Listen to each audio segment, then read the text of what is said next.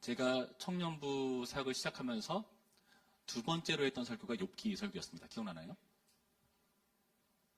기억나시죠? 예. 그때 제가 욥의 고난받는 것에 대해서 하나님께서 자기 명예를 거셨다는 말씀을 드렸습니다. 사탄한테 보여주는 거죠. 욥에게 조건이 있으니까, 하나님께서 그에게 잘해주셨으니까 그 하나님께 열심히 섬기고 잘 구는 것 아니겠는가. 하나님께서 그래? 그럼 한번 그거 다 거둬봐라. 너한테 맡길 테니 네가 알아서 해봐라 해서 다 잃죠. 자녀 잃고 종들 잃고 재산도 잃고 모든 것이 다 사라지는 그때에도 욥은 하나님께 대한 신앙을 지키는가 안 지키는가, 거기에서 이제 하나님의 명예가 드러난 겁니다. 그러니까 자기의 이름의 명예를 욥이라는 한 인물에게 거셨다는 말씀을 드렸어요. 그러니까 욥이 하나님께 대한 신앙을 지키면 하나님의 명예가 드러나는 것이고, 그렇지 않으면 그 명예가 실추되는 거죠. 근데 그 하나님께서 일개 한 인물에게 자신의 명예를 거신 참 희한한 사건들. 그래서 제가 여러분들께 여러분의 실제 모습과 상관없이 의인으로 하나님께서 인정하셨다, 부담을 가지시라, 그런 말씀을 드렸던 기억이 납니다. 이제 기억이 안 나죠?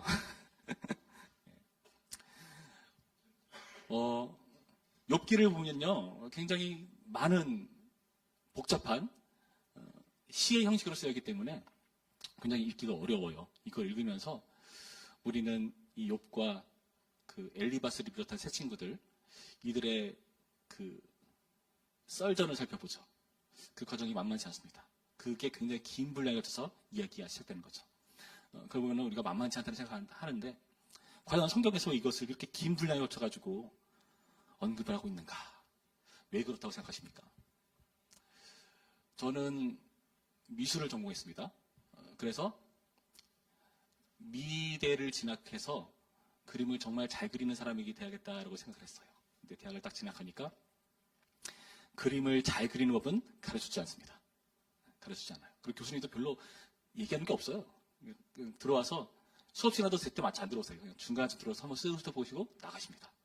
그럼 미대 다니는 사람들의 자유는 뭐냐? 수업 시간에 나가서 밥 먹고 와도 되고, 놀아도 되고, 막 그래도 돼요. 용납이 돼요, 그게. 희한하죠? 예. 그런 데서 제가 공부했습니다. 근데 어느 날은 작품이 잘 안 풀리니까 그걸 고민하고 있을 때, 그럴 때 마침 교수님이 싹 오시면서 한 번에 툭 던지세요. 그러면 그게 내 안에서 울림으로 다가오면서 그 작품이 한 단계 더 도약할 수 있는 그런 별것 아닌 말을 한번 툭 던져줍니다. 그렇게 가르치시더라고요. 그 전에 그 작품에 대해서 고민하고 애쓰고 씨름했던 그 모든 과정, 그것이 공부라는 겁니다. 그런 사람들에게 어떤 말이 들어왔을 때 그게 작용을 하는 거예요. 그렇지 않은 상태에서 말이 들어온 것은 여러분은 아무 의미가 없을 겁니다. 저는 사랑에 대해서 성경에서 많이 배웠습니다. 사랑이 이런 거구나. 실제로 사랑을 해보니까 나는 사랑을 아무것도 몰랐다는 것을 깨달았습니다. 실제 경험하고 부딪혀보고 수많은 경험들을 쌓아야, 여러 번 차여봐야 그런 고민들에 대한 답을 얻을 수 있는 것 아니겠습니까? 하나님께서 지금 그렇게 욥에게 나타나신 겁니다. 오늘 보면 말씀하시면은 하나님께서 욥에게 응답으로 주시는 말씀이에요. 욥이 그렇게 많이 고민하는 상태에서 드디어 하나님께서 나타나십니다. 하나님께서 그에게 말씀을 하세요. 욥, 네가 고난 왜 당했는지 알아? 이래서 당한 거야. 뭐 그렇게 말씀하시면 참 좋겠는데 하나님 그런 말씀 하나도 안 해주세요. 우리는 알죠. 1장에서 사탄이랑 어떤 내기처럼 자신의 명예를 거스다는 걸 알지만 욥은 모릅니다. 모릅니다. 그에 대한 답을 주시는가? 그에 대한 답 안 주세요. 그리고 정말 뜬금없는 말씀을 하십니다. 욥, 내가 세상을 어떻게 만들었는지 알아? 본 적 있어? 설명해 주시고, 너 그 동물들이 어떻게 먹이를 얻고 막 그런 여러 가지 것들에 대한 지식을 하십니다. 너 그거 아니? 하나님 모르겠는데요. 욥이 무슨 말을 하게 되는가? 욥은 그 앞에서 할 말이 없어요. 하나님께서 그 모든 것에 능하시다는 것을 밝혀주고 계시거든요. 오늘 본문에서는 베헤못이라는 어떤 짐승에 대한 설명을 해주십니다. 이 베헤못이 뭘까요? 우리가 지금 개혁된 성경 전에, 개정된 성경 전에 개역 성경판을 보면은 하마라고 돼 있어요. 하마. 실제로 하마처럼 보이기도 해요. 보시면은 소처럼 풀을 먹는다. 그리고 20절부터 보니까 21절 보니까 연잎 아래나 갈대그늘, 그러니까 늪지대에서 사는 그런 모습들 보면은 하마 같기도 합니다. 근데 원문에서는 하마라고 번역하진 않아요. 원문을 보면은 그냥 짐승의 복수형이에요. 짐승의 복수형. 이게 무슨 뜻인가 하면은 짐승들이 많다는 의미기도 하겠지만 여기서는 한 어떤 생명체를 지칭하기 때문에 이 복수형을 좀 어려운 말로 장엄복수형이라고 합니다. 장엄복수형. 처음 들어보죠. 그러니까 옛날에 이런 기록 방식에서 우리는 수식어를 붙이잖아요. 매우 큰, 대단히 막 그렇게 붙이잖아요. 근데 성경은 그렇게 기록하지 않고 강조를 하고 싶으면은 똑같은 말을 한 번 더 써요. 이해되나요? 그러니까 예를 들어서 그런 선하고 산하다. 그러면 진짜 선하다는 말이죠. 그런 식으로 복수로 의미를 붙인 겁니다. 그런데 아예 그 말을 복수형으로 했다는 것은 그게 엄청난 생명체라는 것을 보여주고 있어요. 짐승인데 대단히 큰, 대단한 생명체다. 뭘까요? 모르겠어요. 알 수가 없어요. 여기 나타난 이런 언급들 볼까요? 16절 보시면은 힘은 허리에 있고 뚝심은 배의 힘줄에 있다. 꼬리를 치는데 백향목이 흔들린 것 같고 넓적다리 힘줄은 서로 얽혀 있으며 그 뼈는 놋관 같고 그 뼈들은 쇠막대기 같다. 그것은 하나님 만드신 것 중에 으뜸이다. 이게 뭔지를 모르겠어요. 그래서 두 가지 가능성이 있습니다. 첫 번째, 실제 생명체일 경우 우리는 이 세상에 있는 모든 생명체를 다 알 수 있을까요? 아직도 밝혀지지 않은 게 있을 수도 몰라요. 저 밑에 심해 깊숙한 곳에 어떤 생명체가 있는지 우리는 잘 모릅니다. 그렇죠? 최근에 옛날에 대왕 오징어 등장했을 때 난리가 났었잖아요. 그렇죠? 눈이 접시만 하대요. 그런 것들. 우리가 알 수 없는 생명체를 말하는 걸 수 있어요. 하나님께서 으뜸으로 만드신. 그럼 두 번째, 어떤 의미가 있는가 하면은 성경에서 짐승에 대한 언급을 할 때 종종 다니엘서라든지 요한계시록을 보면은 악한 세력을 의미하는 경우들이 있습니다. 그런 악한 세력에 대한 은유일 수도 있습니다. 근데 정확한 건 모릅니다. 근데 하나님께서 지금 이러한 대단한 이런 동물을 왜 설명하고 계실까요? 여러분 아까 우리가 읽었듯이 이 베헤못은요 강한 신체를 가지고 있죠. 그리고 20절 말씀 보시면은 모든 들짐승들이 뛰도는 산은 그것을 위하여 먹이를 내느니라. 그러니까 모든 산들이 차지하고 있는 그 산이 이 짐승을 위해서 먹이를 대준대요. 그걸 다 먹을 정도면 엄청난 식욕을 가진 거겠죠. 그리고 연잎 아래에 있고 갈대그늘에서 늪속에 엎드렸다. 그리고 시내버들이 그를 감싼다.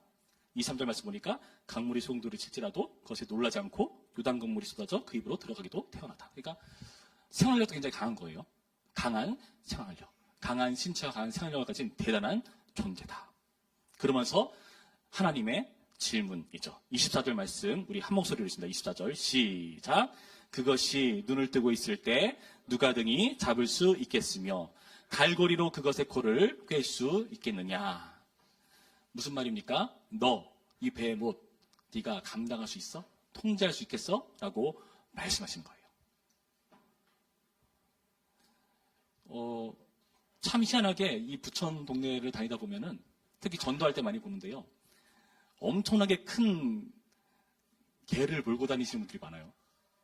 그래서 저게 사람이 개를 끄는 건지 개한테 끌려다니는 건지 모를 이상한 것도 종종 봅니다. 이렇게 이렇게 끌려다녀요. 그래서 보면은 야, 참 대단하다.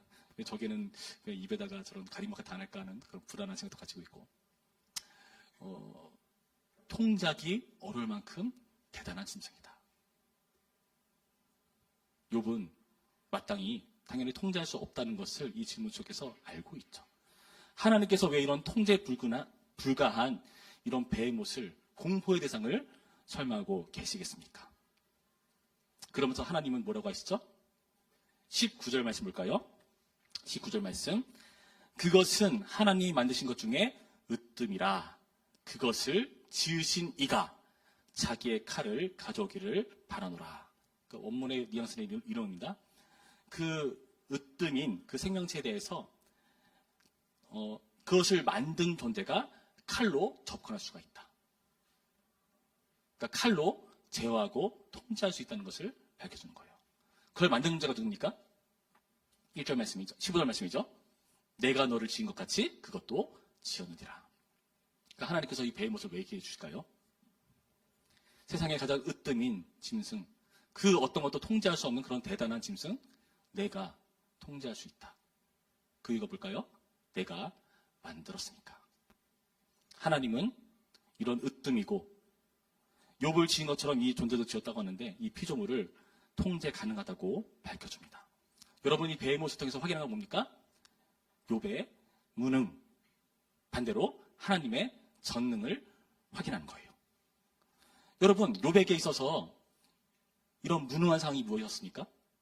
이유를 알 수 없는 고난이었습니다. 억울한 오해도 당하고요. 네가 죄가 있어서 그래 하는 친구들의 그런 모욕적인 언사도 계속 쏟아져 들었고 3회전에 걸쳐서 그 말싸움을 하죠. 다들 지쳐있을 때 나중에는 그 엘리후라고 하는 젊은 어떤 청년이 끝까지 욥을 괴롭히고 고통스럽게 하는 모습을 무려 굉장히 긴 분량에 거쳐서 우리는 확인합니다. 욥은요 그때 얼마나 답답했을까요? 내가 하나님께 고난받는 이유 죄 때문에 그런 거 아니다. 나 죄 지은 거 없다. 욥은 욥기의 1장에서 밝혀주듯이 2장에서도 밝혀주듯이 욥의 저자와 그리고 하나님조차도 욥은 완전한 사람이라고 밝혀줬는데 그 전제를 시작하는 거예요. 내 친구들은 계속 네가 죄가 있어서 이런 벌을 받는 것이다 라고 밝혀주는 거예요. 물론 우리가 죄가 있기 때문에 그에 대한 피해라든지 해를 당하는 경우들이 있습니다. 하나님께서 그렇게 하신 것도 있어요. 근데 욥은 그 경우가 아니었다는 거죠. 억울하지 않겠습니까?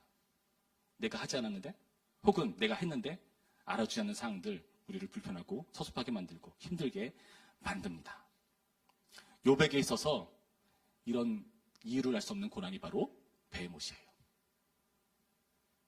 여러분들도 베헤못이 있을 겁니다. 여러분이 이유를 알 수 없는 그런 여러 가지 여러분을 힘들게 만드는 그런 상황들이 있을 겁니다. 그런 상황에 대해서 하나님은 베헤못을 통해서 말씀해 주신 거예요. 너 그거 통제하기 어렵지 못하지 나는 한다. 내가 그거 만들었거든. 그 말씀 앞에 그 하나님의 전능 앞에 하나님은 내거나 왜 그런 걸 물어볼 필요가 없어요. 그냥 그걸 들으면서 그냥 수긍되는 겁니다. 하나님의 지혜와 능력 안에서 그 모든 것이 하나님 손 안에 있구나. 그런 하나님께서 우리에게 시험을 허락하시고 고난을 허락하시고 근데 나의 신앙을 지켜내는 과정을 끝까지 함께 하시면서 하나님의 영광도 드러내시고 그 병에도 지키시는 그런 하나님으로 나타나고 있다는 겁니다. 여러분의 삶 가운데서도 하나님께서 그렇게 나타나실 거예요. 그런데 우리는 여기서 의문.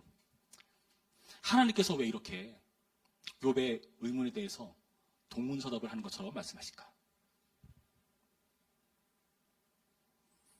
욥은요 친구들에게서 답을 찾을 수 없습니다. 이상한 말만 하니까요. 그게 아닌 거 본인이 아니까요. 그러니까 결국에 욥은요 욥기 중간쯤 가시면 하나님께 나아가요. 하나님께서 직접 들어야 된다. 하나님만이 아실 수 있다. 하나님만 나에게 알려주셔야 된다면서 하나님 이 세상은 공의롭지 못한 것 같습니다. 내가 잘못한 걸까요? 왜 나는 이 고난을 당하고 있는 걸까요? 하나님 와서 좀 대답 좀 해주세요. 그 말씀을 하고 있거든요. 그에 대한 응답으로 오늘 말씀을 주시는 거예요. 여러분 그런 이유를 알 수 없는 고난 앞에 하나님 앞에 기도할 때 하나님께서 응답을 주시기도 하지만 주시지 않는 경우도 있어요. 죽을 때까지 답을 못 얻는 경우도 있을 수도 있습니다. 그런데 하나님께서 왜 그렇게 하시는가? 응답을 주시는데 왜 이렇게 뜬금없는 말씀을 하시는가? 여러분 하나님의 대답에서 우리는 뭘 확인해야 되는가 하면은요. 거기서 하나님께서 우리에게 가장 적절한 응답을 주시는 분이라는 것을 믿을 필요가 있어요. 자, 봅시다.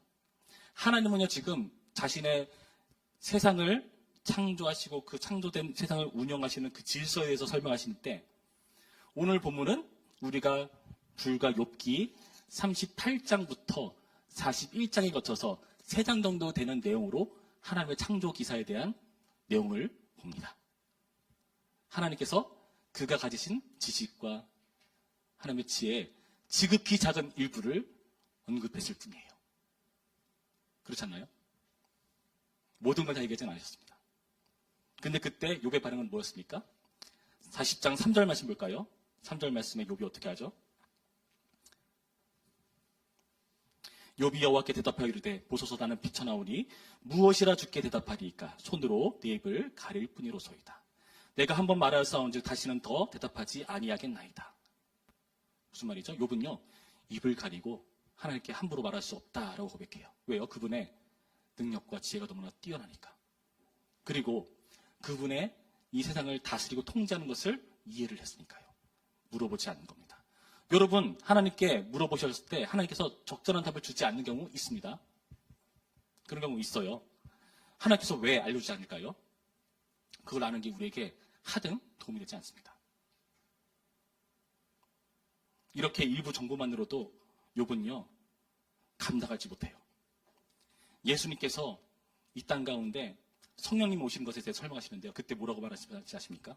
요한복음 16장 12절 말씀에 의하면 내가 이룰 것이 많으나 지금 너희가 감당 못한다. 말씀 안 하세요. 하나님의 답변은요. 여러분 뭘까요? 우리가 감당 못하는 수준, 감당할 수 있는 수준, 그것을 고려하시는 대답이라는 것을 여러분 이해해야 돼요. 하나님께서 왜 그 긴 기간 동안 욥과 친구들이 싸우고 다투고 썰전하는 그 모든 과정을 그냥 놔두셨을까요? 왜 여러분이 하나님 왜 나는 취업이 안 되죠? 하나님 왜 나 진로에 대해서 모르겠죠? 하나님 난 뭐라고 살아야 됩니까? 주님 내 마음이 쿵쿵 울리는 저 여자가 맞습니까? 여러 가지 고민들 하나님께 아뢰는데 하나님 특별한 답을 안 주실 겁니다. 왜 그렇게 하실까요?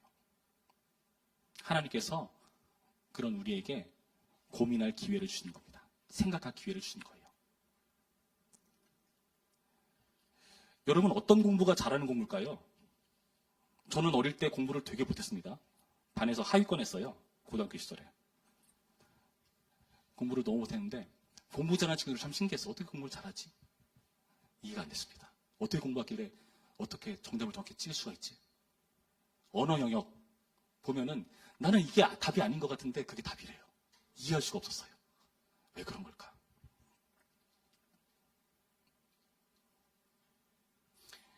근데 나중에 깨달은 것은 시험을 보는 스타일의 공부가 있고 그렇지 않은 공부가 있구나. 나는 전자가 맞지 않는 사람이구나 하는 것을 깨달았습니다. 달달달 외워서 하는 것도 있겠죠. 그냥 큰 고민 없이 그 원리를 억지로 나에게 주입시켜서 답을 도출해낼 수도 있겠죠. 남들 다 그렇게 답을 했으니까 나도 그렇게 답을 할 수 있을 겁니다. 그러나 그게 공부가 되지는 않을 거라 생각해요. 치열한 연습장을 깜지로 만들 만큼 시커멓게 치열하게 풀이 과정을 겪어야 그게 나에게 근육이 되고 살이 되는 겁니다. 누가 정리해놓은 원리, 법칙, 나에게 쉽게 답이 됩니까? 그렇지는 않을 거라 생각해요. 내가 그 원리를 세워야 됩니다. 제가 신대원 시절에 학교에서 공부를 어려워하는 학우들이 몇 명 있어요. 그런 학우들을 위해서 학교 내에서 조금 공부에 재능 있는 친구들이 그 친구들을 도와줘요. 합시는 그런 아름다운 감정이 있습니다. 공부 잘 못하는 사람 같이 가야지 하면서 막 가르쳐주고 설명해주고 하면서 끝까지 같이 으쌰으쌰 끌고 가는 그런 느낌이 있습니다. 근데 어떨 땐 좀 얄미운 친구도 있어요. 그런 것만 얻어가려는 친구들이 있어요. 얄밉죠. 그런데 그게 그 친구의 공부가 되지 않습니다. 중고 서점에 가면은 책이 정말 복잡하게 얽히고 설키고 뒤죽박죽 되어 있는데 책방 주인은 우리가 요구하는 그 책이 어디인지 정확히 합니다. 왜 할까요? 그걸 정리한 사람이 본인이니까. 여러분이 하나님께 답을 구할 때 쉽게 답이 안 오는 이유? 하나님께서 쉽게 답 안 주십니다. 왜요? 그게 여러분의 실력이 안 되는 거 뻔히 아시니까 여러분은 가장 필요할 때, 가장 적절할 때에 응답을 주시고요. 때로는 안 주시기도 하십니다. 여러분 이것을 명심하셔야 돼요.